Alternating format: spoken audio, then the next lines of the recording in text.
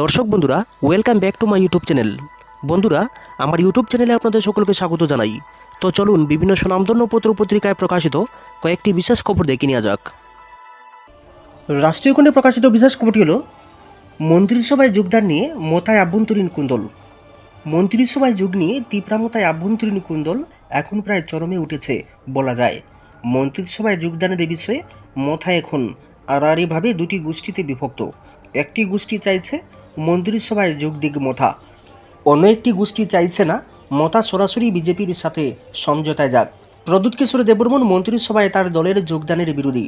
তিনি চাইছেন বিজেপির সমর্থনে পূর্ব ত্রিপুরা আসনে লড়াই করতে। এতে সাপও মরবে না, লাঠিও ভাঙবে না। গত বিধানসভা নির্বাচনে যেভাবে বিজেপিকে কৌশলী সমর্থন জানিয়েছিল মথা, ঠিক একইভাবে পূর্ব ত্রিপুরা আসনে বিজেপি প্রার্থী না দিয়ে মথাকে সমর্থন করুক, এটাই চাইছেন প্রদ্যুৎ কিশোর। আর সরাসরি মন্ত্রিসভায় যোগ দিলে পাহাড়ে নিজেদের অস্তিত্ব যে বিপন্ন হবে তা হারে হারে টের পাচ্ছেন প্রদ্যুৎ কিশোর। আগামী দিনে আইপিএফটির মতো অবস্থাও হতে পারে। তীব্রামতার সুপ্রিমো প্রদ্যুৎ কিশোরকে আর বিশ্বাস করবে না পাহাড়বাসী। যে আশ্বাসের ভিত্তিতে এডিসির ক্ষমতায় এসেছিল মথা, গত বিধানসভা নির্বাচনে প্রধান বিরোধী দলের ভূমিকায় অবতীর্ণ হতে পেরেছিল, বিজেপির সাথে সরাসরি মিলে মন্ত্রিসভায় যোগ দিলে উল্টো হিতে বিপরীত হতে পারে। এতে স্পষ্ট হবে মতার সাথে বিজেপির যোগ যে রয়েছে। বিরোধীরাও তখন মতা সুপ্রিমো প্রদ্যুৎ কিশোরকে ছেড়ে কথা বলবে না।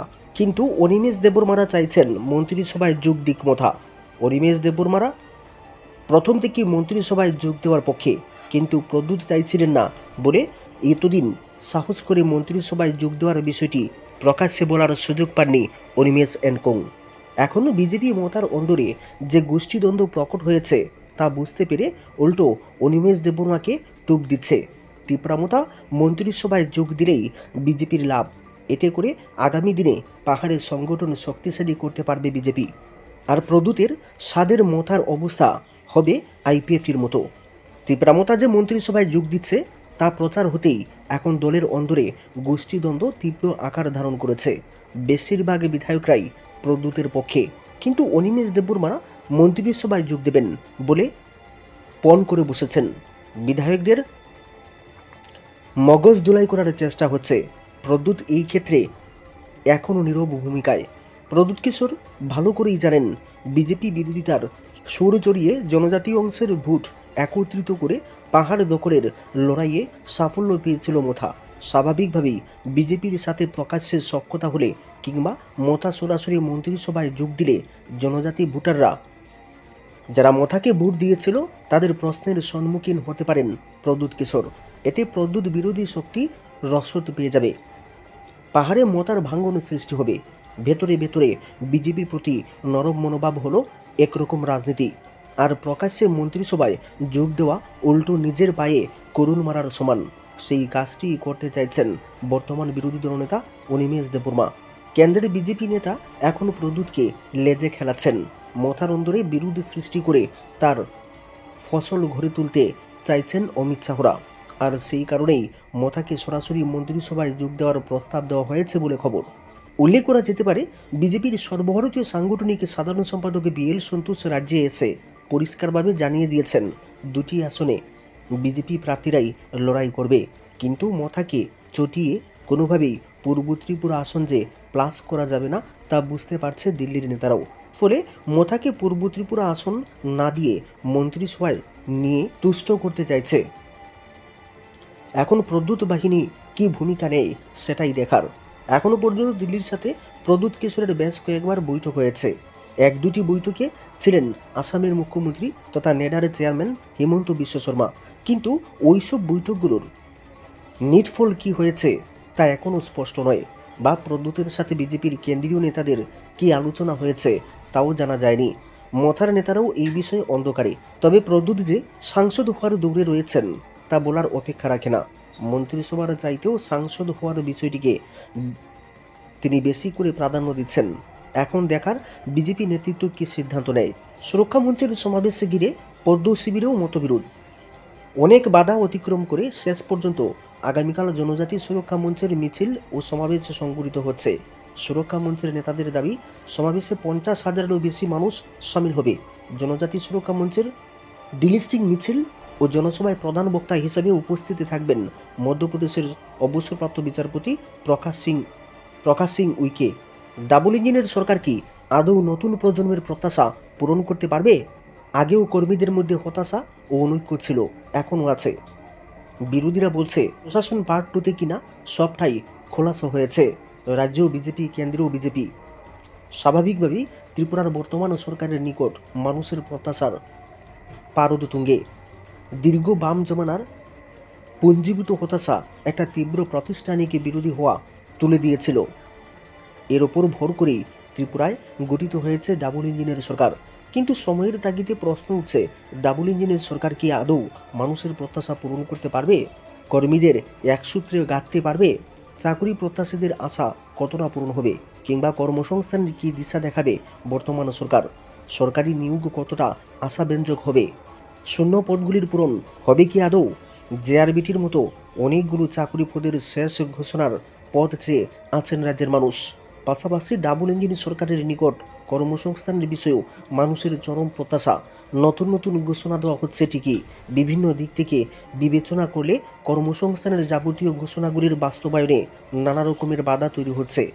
রাজ্যের সার্বিক উন্নয়নের সাথে গৃহীত পদক্ষেপগুলোতে কোটি কোটি টাকা ব্যয় হচ্ছে ঠিকই, কিন্তু লোভী ঠিকাদারদের কিংবা তোলাবাজ চুনোপুটি নেতাদের স্বার্থান্বেষী চিন্তাধারার জন্য অনেক কাজই ভেস্তে যাচ্ছে। উদয়পুরের রাজন্য আমলের ঐতিহাসিক জগন্নাথ দিঘি সংস্কার এবং সৌন্দর্যায়নের জন্য যে টাকা ব্যয় করেছে তার অর্ধেক টাকাই অপচয় হয়েছে বলে সবারই ধারণা। দিঘির চারপাশের সৌন্দর্যায়নের কাজটি তুলনামূলকভাবে কিছুটা ভালো হলেও দিঘির জলকাদা অপসারণ করে দিঘিটি সংস্কারের জন্য যে 6 কোটি টাকা সরকার ব্যয় করেছে তার সম্পূর্ণটাই অপচয় হয়েছে বলে স্পষ্ট প্রতীয়মান। জগন্নাথ দিঘি আজ গোচারণ ভূমি, বর্ষার জলও আজ দিঘিতে টিকে না। অর্থাৎ সরকারের সদিচ্ছে থাকলে কোনোভাবেই সুশাসনের প্রভাব বাস্তবায়িত হচ্ছে না। বিলুনিয়ার বিভিন্ন জায়গায় ঠিকাদারি কাজে মাস্তানরা বাধা দিচ্ছে, অবৈধ টাকার দাবি করছে। মুখ্যমন্ত্রীর কাছেও সেই ব্যাপারে চিঠি দেওয়া হয়েছে, কিন্তু একা মুখ্যমন্ত্রী আর কী বা করতে পারেন? উদয়পুরেও বড় নেতার ঘনিষ্ঠ পরিচয় দিয়ে ব্লক এবং গ্রাম উন্নয়ন দপ্তরের কোটি কোটি টাকা লোপাট করা হচ্ছে। 18 নির্বাচনের পর যুবকেরা যেভাবে বিজেপির দিকে ধাবিত হচ্ছিল, সেই জোয়ারটা আজ অনেকটাই কম। বিজেপির কার্যকর্তাদের মধ্যে কোথাও না কোথাও একটা অসন্তোষ জমেছে। কর্মীদের সুখ দুঃখের কথা শোনার মতো অভিভাবক পাওয়া যাচ্ছে না। যুবকেরা যাদের হাত ধরে বিজেপিতে এসেছিল তাদের অনেকেই আজ দলের অভ্যন্তরে নেই, অথবা থাকলেও অনেকটাই নিষ্ক্রিয় হয়ে গিয়েছেন। আবার অনেক ক্ষেত্রে এমনটা পরিলক্ষিত হয়েছে যে 18 নির্বাচনের অনেক আগ থেকে যারা নিষ্ঠাপূর্ণভাবে বিজেপির সাথে সম্পর্কিত ছিল তারা নানা কারণে আর্থসামাজিকভাবে পিছিয়ে পড়ায় দলীয় কার্যক্রমে তারা অনেকটাই নিষ্ক্রিয়। কাজের এবং দলের চাপ এতটাই বেশি যে ওইসব পুরনো কর্মীদের সঠিকভাবে খোঁজখবর নেওয়া যাচ্ছে না। ডাবল ইঞ্জিন সরকারের যেমন উন্নয়নের দৃঢ় লক্ষ্য রয়েছে, তেমনি আবার রাজ্য এবং কেন্দ্রের মধ্যে প্রয়োজন বা চাহিদার নিরিখে কোথাও না কোথাও অসংযোগ রয়েছে বলে বিশেষজ্ঞ মহলের মতামত। মানুষ চাইছে উন্নত পথঘাট, শিক্ষার উন্নয়ন, কর্মসংস্কৃতির উন্নয়ন, স্বাস্থ্য ব্যবস্থার উন্নয়ন, সুশাসন, নেতিবাচক শক্তি কিংবা সমান্তরাল প্রভাবশালীদের অবসান ইত্যাদি। সরকারের মুখেও একই স্লোগান, সুশাসন, ঘরে ঘরে বিদ্যুৎ, পানীয় জল, রেশন এবং অপরাধের সাথে সম্পূর্ণ অসহিষ্ণুতা। তাহলে সমস্যাটা কোথায়? সরকারের লক্ষ্য আর মানুষের চাহিদা যদি একই হয়, তবে কেন মানুষের প্রত্যাশার পূরণ হচ্ছে না? রাজনৈতিক কুশীলবের মধ্যে অধিক প্রত্যাশাও কখনো বিপজ্জনক হয়ে দাঁড়ায়। দল এবং রাজ্যের উন্নয়নের স্বার্থে ডাবল ইঞ্জিন সরকার স্বল্প সময়ের অনেক রদবদল হয়েছে। বর্তমান সময়ে মুখ্যমন্ত্রী ত্রিপুরা সরকারের মন্ত্রীদের মধ্যে সবচেয়ে উচ্চশিক্ষিত বটে। তিনি পরিশ্রমী এবং উদ্যমীও, কিন্তু দলের ভেতরে মুখ্যমন্ত্রীর কুর্সি নিয়ে একটা ঠান্ডা লড়াই চলছে। এই লড়াই বারংবার জন্ম দিচ্ছে গোষ্ঠী কুন্দলের। বিজেপি যেখানে বংশবাদ, পরিবারতন্ত্র ইত্যাদির বিরুদ্ধে দলের ভাবাদর্শকে প্রতিষ্ঠা করতে চাইছে, সেখানে দলের মধ্যেই পদের লোভে গোষ্ঠীদ্বন্দ্ব এবং ঠান্ডা লড়াই অত্যন্ত বেমানান। তবে যেসব বিশিষ্ট নেতারা দলের ভেতরে থেকে মুখ্যমন্ত্রীর পদের দাবিতে অথবা অন্য কোনো স্বার্থপর উদ্দেশ্যে কুন্দল তৈরি করছেন, তারা কি দলকে ভালোবাসেন না?